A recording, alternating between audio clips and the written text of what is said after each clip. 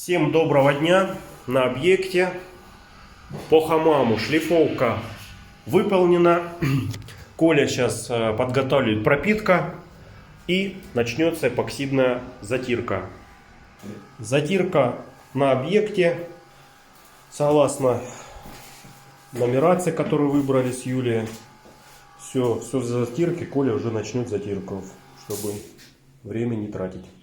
По расколу в плите также Коля выполнил. Крайние части довел. Края закруглил. Здесь потом еще пропитку сделает, чтобы цвет был однородный.